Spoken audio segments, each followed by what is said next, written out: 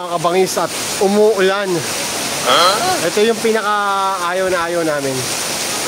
Yung ganyang ulan. Hindi nga. Bakit?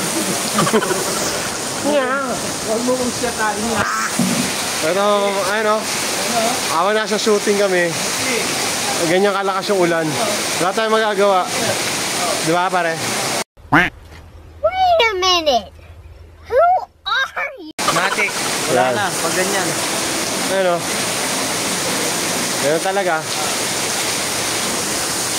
So, abuti kami ng mga 4 days o 5 days dito.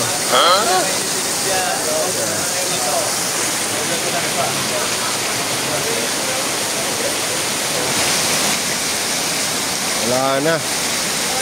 Off na.